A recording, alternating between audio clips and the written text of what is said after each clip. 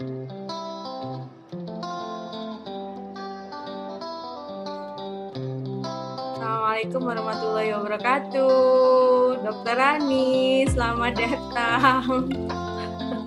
Waalaikumsalam, terima kasih undangannya, Dr. Putri. Terima kasih sudah mau sharing nih tips-tips tentang menulis. Hari ini kita akan topiknya itu ya, Dokter Rani. Karena saya tahu nih Dokter Rani ini adalah dokter yang sangat produktif sekali dalam menulis. Sebagai dosen yang lebih junior daripada saya, tulisannya sudah lebih banyak daripada saya, dan itu luar biasa. Jadi pengen tahu tips and triknya nih, Dok. Oh, sebelumnya ini ya, Dok ya, sedikit bercerita tentang Dokter Rani ya. Jadi Dokter Rani ini waktu S1-nya adalah adik kelas saya dari UNER, dari FKG UNER. Kemudian S2, SP-nya di UNER juga ya, Dok ya, SPM. Kemudian S3-nya jadi kakak kelas saya. Di adik kelas Dok. Masa adik kelas? Ya, berapa? 2013. Oh iya, tuh. Oh, aku 2014 ya. Barusan. Ternyata tetap adik kelas 1 tahun juga ya? Ya. Oh, iya. Baik, tapi lulusnya lebih cepat. Malu deh. Dokter Rani ini dari buku, kalau dilihat dari produksi bukunya nih cukup lumayan banyak nih. Ada penyakit infeksi pada rongga mulut tahun 2012 ya, Dok. Ada kumpulan kasus penyakit mulut tahun 2014. Kemudian ada potensi bahan alam terhadap penyembuhan rongga mulut, tukar rongga mulut tahun 2017 ya. Dan satu lagi ulcerasi mukosa mulut tahun 2019 ya, baru saja terbit ya, Dok ya. Dan itu buku-bukunya semuanya berguna untuk macam-macam kasus-kasus di rongga mulut. Terus saya tadi searching nih di Google Scholar nih, banyak juga itu citasinya. Waduh. Indeksnya 8, indeks Scopusnya ya 6. Wah, banyak sekali. Apa nih resepnya sih, Dokter Rani? Udah, pertanyaan pertamanya itu.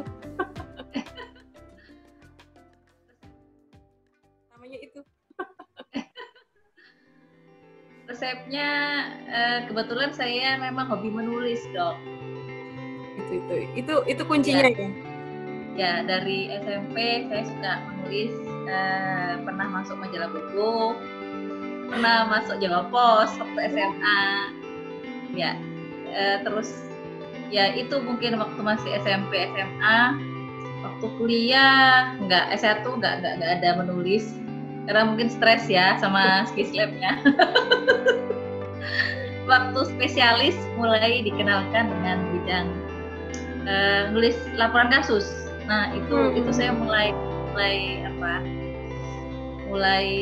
terasah gitu, ya, mulai bikin sejak saya sekolah PPDGS. Itu saya langsung masukkan pertama kali jurnal dan masuk ke Dental Journal waktu itu FKG. Tulisan pertamanya masih artikel review, Dok, waktu itu. Belajar masih, cuman langsung saya minta dikoreksi waktu itu sama Dr. Retno Puji. Dan beliau mengoreksi dengan baik, lalu ditawarkan mau nggak masuk Dental Journal. Oh boleh, Dok, tapi di review loh ya. Iya, ternyata alhamdulillah masuk. Pertama saya. Taman pertamanya udah langsung jurnal nasional terpasri itu. 2008 itu, maksudnya saya PPDGS. Wah, hebat nih. Jadi awalnya dari hobi dan kemudian jadi terasa, kemudian sekarang bisa langsung terus menelurkan. Ini udah ada buku yang dalam proses nggak, Dok? Ada, tapi gara-gara saya jadi dekan, jadi nggak selesai. Ampun. Nah itu, saya itu kalau menulis cenderung harus pakai mood ya. Jadi dulu-dulu sama ini kalau saya apa ya, mood ya. Jadi dulu selama ini kalau saya nulis ketika pagi-pagi saya ngantar anak saya pagi sekolah. Anak saya masuk 7:30, saya posisi di kampus sudah jam 8 kurang 15. Sehingga kan nunggu waktu jam 9 itu saya ngapain? Saya menulis biasanya. Oh, jadi itu waktu yang paling baik ya buat menulis pagi hari dan di saat masih belum ada tugas-tugas yang lain. Jadi jam 9 kan mulai saya bikin. Nah itu. Terus atau sore ketika saya mulai jam 2 sudah tidak ada kegiatan pulang dari RSGM selesai. Kalau kan tidak ada kegiatan lagi, saya biasanya menunggu anak saya pulang jam 4, jam 2 sampai jam 4 saya melanjutkan tulisnya. Oh. Berarti itu tadi 3 jam. Oh. Berarti itu tadi 3 jam ya dalam satu hari bisa-bisa kalau pas waktunya ini moodnya enak ya. Wah. Ya. Justru kalau saya bahagia dok, saya susah nulis. Oh. Semakin saya stres ya. Apalagi kalau bete gitu ya, bertengkar sama suami gitu, pondok gitu, nggak bisa ngomong, tapi ya saya nulis sudah jadinya bagus banget. Ke arah ini apa curahan hatinya itu tersalurkan di situ gitu ya, di hobi nulisnya. Stresnya itu dituangkan di nulis, jadi itu bisa bagus dan hasilnya biasanya langsung 2-3 hari itu jadi satu laporan kasus. Kalau pakai acara mood gondok. Hari satu laporan kasus, wow. Cepat sekali bikinnya. Pakai cara ya bete ya saya ya. Bete marah, saya ada masalah gitu, nggak bisa tidak bisa memecahkan. Saya nulis biasanya, terus jadinya bagus gitu. Itu namanya stress management kayaknya. Terus jadinya bagus gitu. Itu namanya stress management kayaknya itu dok, berarti dok. Jadi stress manajemennya justru bagus karena menghasilkan, iya nggak? Ini stresnya menghasilkan sesuatu yang produktif. Wah itu hebat banget itu. Sekarang itu malah saya nggak ada waktu, padahal saya stres banget ya, betul gitu. Tapi nggak bisa menuangkan, jadi hati gitu ya. Jadinya me time-nya hilang. Itu me time mungkin ya. Itu me time mungkin ya, jadinya menulis tuh buat Dokter Ani ya. Jadi bisa menghilangkan mood ya, mungkin setelah menulis malah terus moodnya jadi ini lagi ya. Ya, kembali baik. Apalagi kalau lihat dia posisi misalnya nih, saya nulis, mungkin awal saya bikin pendahuluan, sudah dapat pendahuluan selesai. Saya langsung mikir, wah sudah pendahuluan, gitu itu semakin berapi-api besoknya. Oh, ininya dibentukkan, akhirnya terus terus. Biasanya agak stagnan kalau saya sudah mulai di pembahasan, itu agak lama. Karena harus cari-cari dulu kan referensinya yang sesuai gitu ya. Jadi agak lama karena bukan dari pikirannya ya. Berarti itu kalau misalnya laporan kasus kan berarti data-datanya udah tersimpan sebenarnya ya. Jadi dari yang ada di rumah sakit, pasien-pasien yang ada di rumah sakit tuh udah disimpan datanya gitu ya. Dokumentasinya gimana tuh? Dokumentasinya gimana tuh? Memang selama ini saya kan kebetulan diperbantukan di Rumah Sakit UIN Banjarmasin, Rumah Sakit Provinsi, dan saya juga pegang koas di RSGM. Kebetulan kalau ada kasus yang sekiranya bagus, itu saya suka foto-foto memang, itu saya simpan aja gitu loh. Tapi terstruktur dengan baik. Kadang kalau saya sudah mulai kepengen nulis, saya cari kasus yang sekiranya ini kayaknya lagi booming deh, misalnya lagi musim flu Singapura gitu, ada kasus itu, nah saya tulis. Jadi seperti itu dok biasanya. Sudah ada simpanan gitu, tinggal tulisnya aja kapan. Terus nih kalau yang ini nih semasa pandemi ini kan juga banyak pasien COVID tuh di Rumah Sakit UIN. Ada nggak manifestasi di rongga mulutnya untuk pasien-pasien yang dengan COVID ini, dok? Kebetulan saya diperbantukan di Rumah Sakit UIN. Ini sudah lama saya tidak hadir langsung, tetapi konsultasinya via WA. Jadi ada beberapa dokter yang dikilir dan itu via WA konsulnya ke saya. Selama ini belum ada yang di Rumah Sakit UIN, tapi ada beberapa yang konsul ke saya. Jadi saya kadang teman sejawat atau teman sejawat begitu atau saudaranya atau apa, saya silakan aja WA sama saya, it's okay, karena saya memang posisi tidak sedang praktek. Ya, saya lihat ternyata memang ada beberapa yang di mulut itu ada untuk COVID. Jadi misalnya karyawan tertentu dengan bentuk tertentu itu ternyata ya, tapi jangan lupa disertai gejala yang menyertai ya, demam, ya ada batuk begitu atau demam sakit tenggorokan gitu. Nah, yang lainnya itu kadang bentuknya seperti rasa kering di rongga mulut begitu. Jadi dia mensuspek dirinya mungkin kandidiasis. Tapi saya rasa kadang over penata laksanaan. Jadi kebanyakan dari para dokter-dokter itu takut kena COVID, jadi dia akhirnya sering-sering menggunakan povidoniodin. Nah, itu kita rancu apakah ini kandidiasis ataukah memang manifestasi COVID. Biasanya tetap saya sarankan silakan swab aja. Nah, seperti itu. Jadi kalau untuk povidoniodin yang penggunaannya yang berlebihan itu juga bisa menyebabkan itu ya, Dok ya?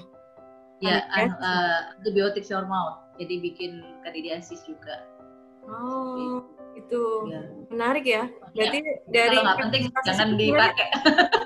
Iya. Orang-orang tiap hari pakai itu sebulan. Iya, benar tuh Dok. Apalagi sekarang ya, sering banget makainya. Ya, sebenarnya nggak baik juga karena ada bakteri baik di situ sehingga nanti jamurnya jadi keluar gitu. Wah, ini buat aware juga nih buat dokter giginya nih ya, terutama juga ya kita juga sebagai personal kadang-kadang karena tahu obat kumur tuh baik kan kita kadang-kadang makainya berlebihan itu ya, tetap harus seimbang ya supaya flora normal kita di rongga mulut masih tetap normal ya. Ya, dia tetap menjaga keseimbangannya di situ. Iya. Dok, terus Dok, terus kalau lebih senang berarti kalau dokter itu nulis buku, apa laporan kasus, apa nulis jurnal, itu yang paling senang yang mana, Dok? Sebetulnya saya paling senang nulis laporan kasus. Karena saya pikir kalau saya tulis itu sangat bermanfaat buat orang lain gitu. Walaupun praktisi, dokter gigi ataupun perawat ataupun masyarakat umum itu mungkin bisa, ada model kayak gini ya bentuknya gitu. Maksudnya sariawannya begini, ada gejala-gejalanya begini, jadi dia istilahnya bisa langsung aplikasi untuk mereka gitu, masukan gitu. Saya paling suka laporan kasus. Kemudian kalau buat jurnal itu juga mudah ya Dok, kan data-datanya spesifik kan? Ya, mungkin karena saya latar belakangnya spesialis, jadi karena spesialis, jadi kecenderungan nulisnya sukanya laporan kasus. Cuman untuk penelitian saya juga suka, tapi mungkin perlu suatu bahan penelitian gitu ya yang memerlukan waktu tertentu kita meneliti, dan kalau sekarang kayaknya itu nggak mungkin banget. Paling saya biasanya cuman ada temen yang nulis, saya ya deh ngasih masukan ini nanti namanya numpang. Itu tipsnya ya. Itu tipsnya ya.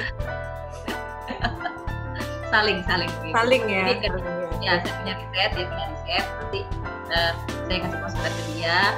Kemudian saya mungkin juga, saya terus terang kalau statistik cuma bisa baca, tapi saya nggak bisa ngerjakan.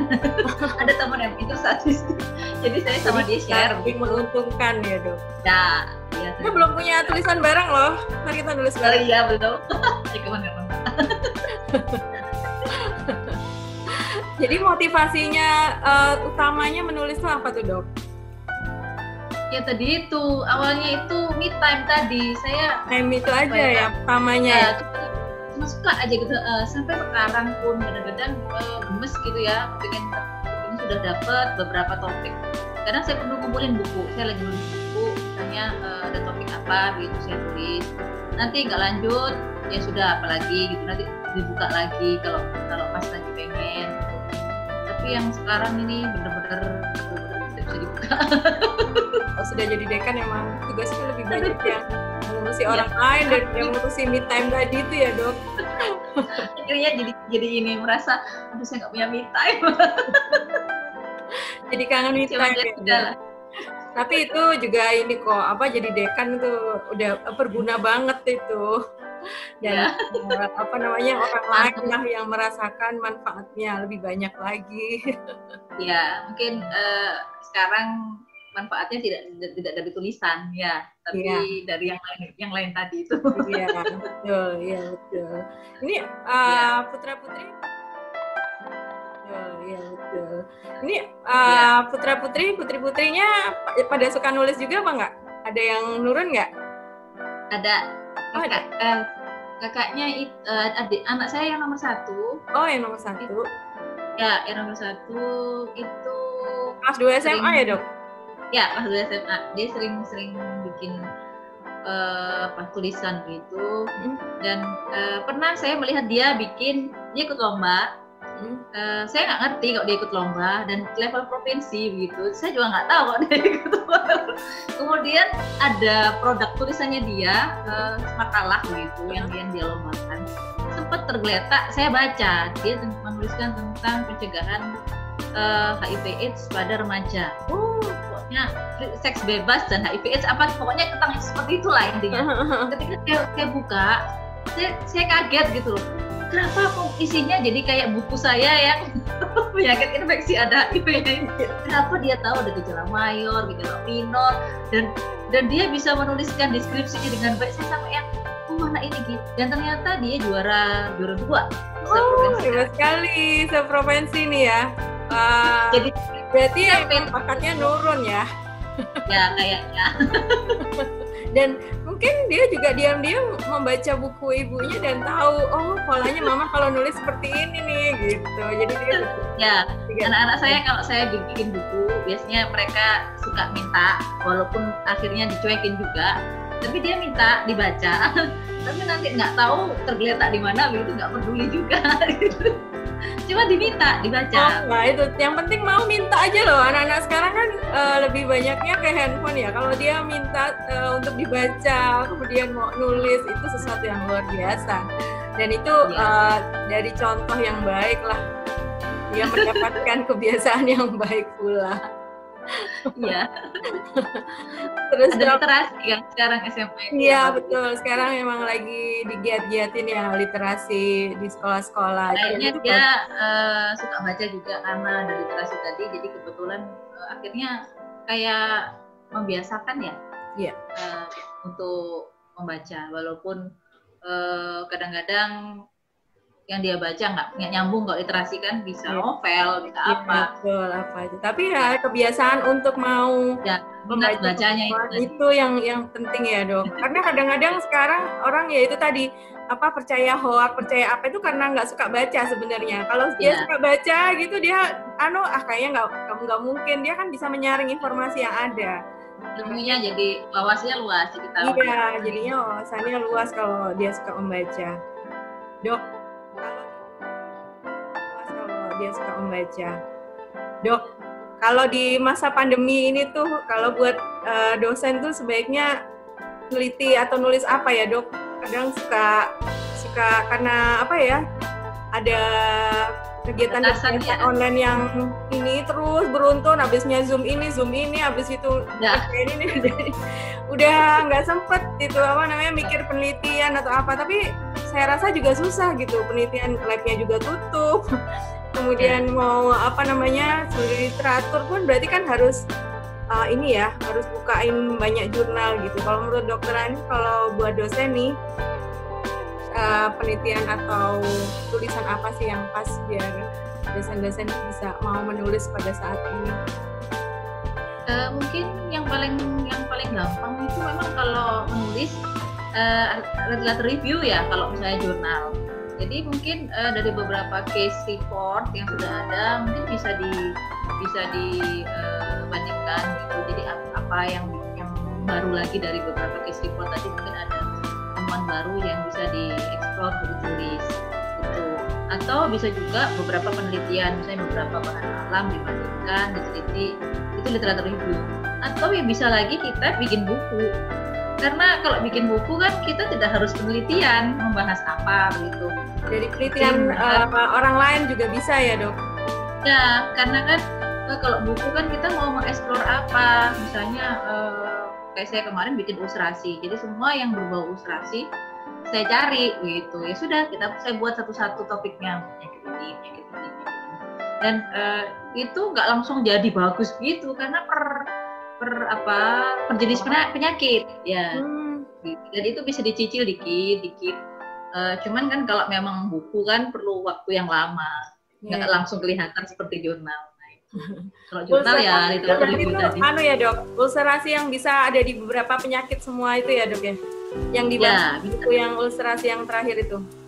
Yang terakhir itu ilustrasi itu ada di mulut karena penyakit infeksi, karena penyakit keganasan, ada yang autoimun yang saya tulis di situ.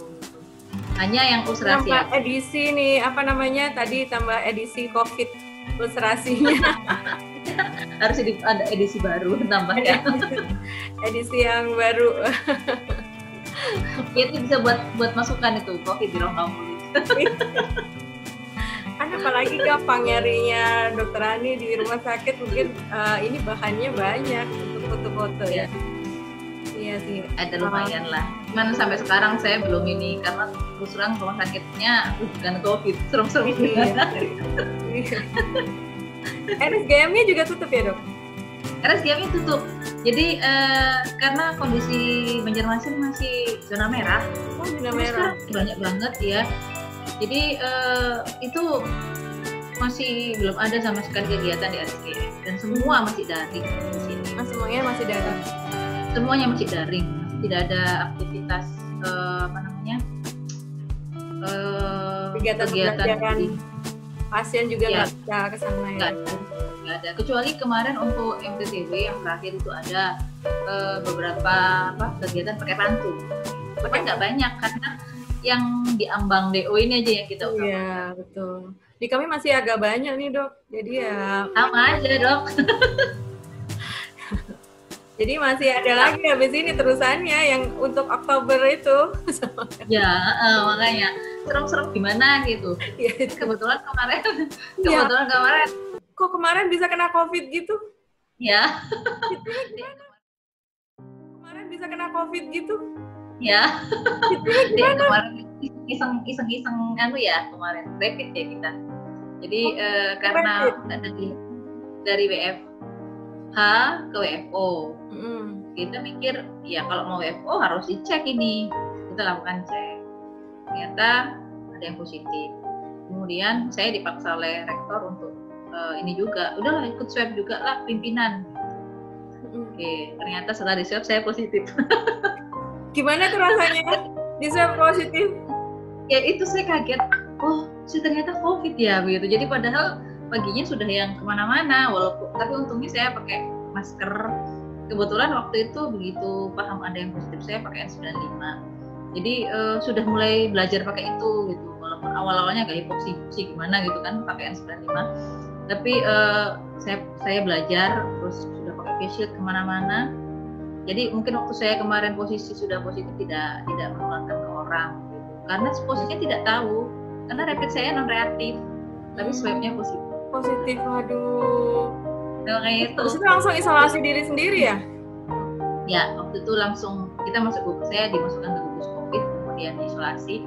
Dan alhamdulillah waktu itu pas rapid ada yang positif, suami sama anak sudah nggak mau deket sama saya.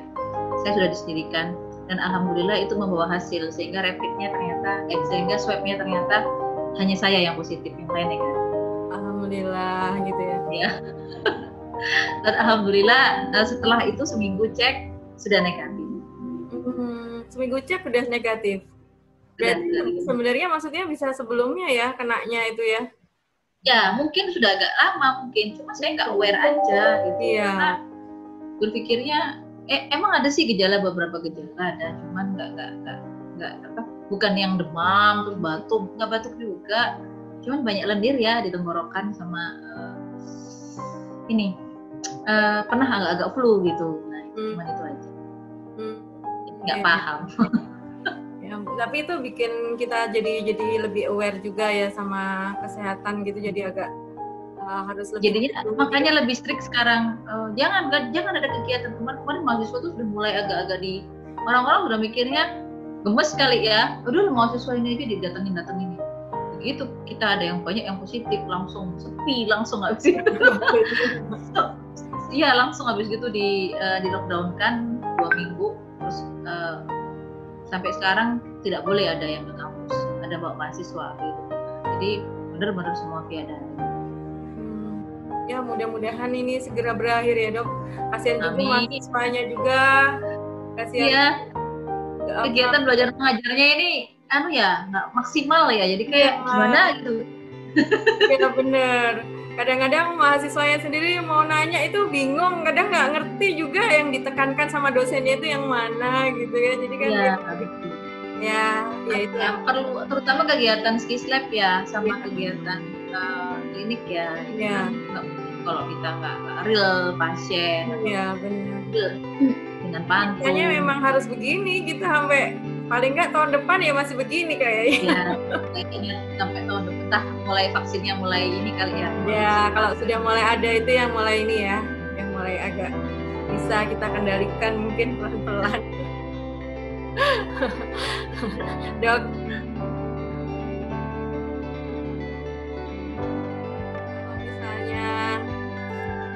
Menulis tuh awalnya itu lebih baik dari mananya sih? Awalnya tuh pendahuluan dulu, apa bikin apa ya istilahnya masalah lain ya? Yang mana dulu yang harus dikerjakan nih kalau saya biasanya kalau bikin macam-macam ya, kalau bikin buku biasanya saya di kepala itu sudah misalnya kayak yang ulcerasi. Saya sudah tahu ulcerasi itu berarti apa aja. Dari infeksi, dari autoimun, dari keganasan, dari apa lagi itu sudah saya tulis. Kemudian saya outline dulu. Ini outline dulu ya. Ya, kalau buku di outline. Tapi kalau jurnal laporan kasus, biasanya saya suka bikin pendahuluan, suka masang fotonya dulu. Terus setelah fotonya dipasang-pasang, saya menceritakan dulu riwayat dia bagaimana, kronologisnya pasien itu, baru kemudian saya bikin pendahuluan. Tapi mungkin itu bukan protap ya, kayak gaya tiap orang. Ya sih, tapi kan ada, kalau misalnya gini, kalau orang itu berhasil dengan begitu, mungkin saya juga bisa seperti itu. Gitu ya. Itu kalau lapsus. Kalau penelitian sama, biasanya saya suka nulis metodenya dulu saya tulis. Jadi apa aja metode, sama kayak bikin laporan kasus itu saya suka bikin itunya dulu, case-nya dulu, jadi kronologisnya dulu, kemudian setelah saya membaca kronologis saya tulis dengan baik, baru saya bikin pendahuluan, kemudian sama kayak bikin penelitian juga, bikin metodenya saya tulis dulu secara detail bagaimana, kemudian baru pendahuluannya, baru hasil, terus pembahasan. Biasanya begitu. Ya itu tipsnya juga gitu. Siapa tahu dengan begitu. Abstrak itu terakhir dong. Abstrak itu terakhir. Iya. Karena judulnya juga bisa berubah gara-gara itu tadi pembahasan tiba-tiba. Kadang-kadang itu saya suka nyuruh beberapa teman ya. Coba ini kurang apa? Misalnya teman-teman yang reviewer itu saya minta tolong. Ini coba menurut kamu ini kurang apa? Jadi dia ngasih masukan. Ini kayaknya gini deh, sama teman saya yang reviewer kalau menulis saya suka disuruh review juga gitu. Jadi mau tukeran ya? Ya, biasanya tukar. Jadi ini kadang-kadang memang si penulis yang kita ajak tadi itu kita masukkan gitu, atau memang dia tim kita, tim riset, saya suruh koreksi kira-kira apa yang kurang, nanti dia ada masukan. Gitu, itu tipsnya juga tuh. Jadi bisa melibatkan banyak orang sehingga kita juga nggak ngerasa nulis sendiri ya, ada masukan, ada. Jadi kita mikirnya udah bagus nih gitu, ternyata enggak, tetap ada yang kurang. Jadi misalnya kok nggak ada ininya misalnya kok nggak dimasukkan merek-mereknya, kok ininya nggak ada mbak, ini terus ini kurang, nggak dijelaskan lagi ininya, jadi ada aja masukan. Ya rasa sudah bagus. Tapi aja. Ya itu kalau misalnya orang lain kalau melihat tuh memang ada ininya ya, apa namanya? Ya, ada celah yang salah. Mampu ngelihat itu salahnya. Kalau kita sendiri rasanya ngelihat salah sendiri rasanya udah betul udah ya. Bagus. Makanya penting ya dalam tim itu ada beberapa orang dan kita minta tolong mereka masih masukan. Karena bisa jadi yang tidak kita duga itu ternyata loh kok nggak ada ininya, nanti ada. Kok nggak ada ini, nanti ada. Iya betul. Nambah apa? Jadi nambah ilmu ya, nambah lebih sempurna. Iya jatuhnya melengkapi, saling melengkapi. Ya. Dok, ini tulisannya udah segitu banyak, berarti udah siap ngejar profesornya nih. Amin. Ngejar profesornya nih. Amin. Kena aturan baru pusing saya. Iya, aturannya agak-agak ini belibet, tapi kan bisa di ini kan, tetap bisa dengan tulisan yang banyak kan bisa juga dilampaui itu syarat-syaratnya yang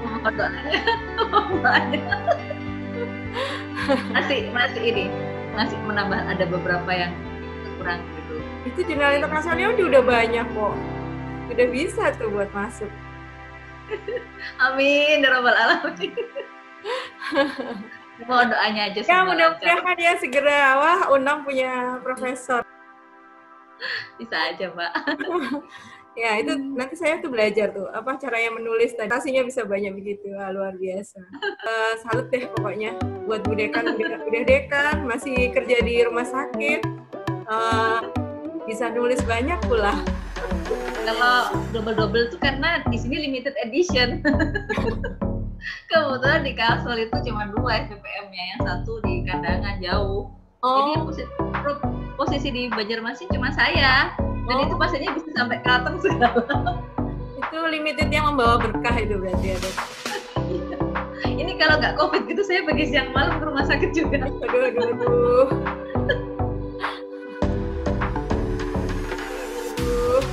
Makasih banyak nih Dok, pencerahannya, tips-tipsnya, motivasinya untuk nulis.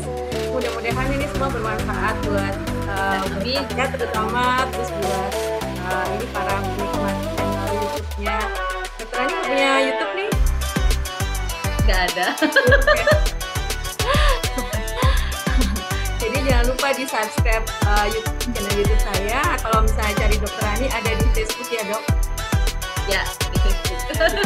Nanti saya tulis di bawah ini Facebook. Nah, chatnya sukses selalu Bu Dokter, sehat selalu. Mudah-mudahan Bu Dekati juga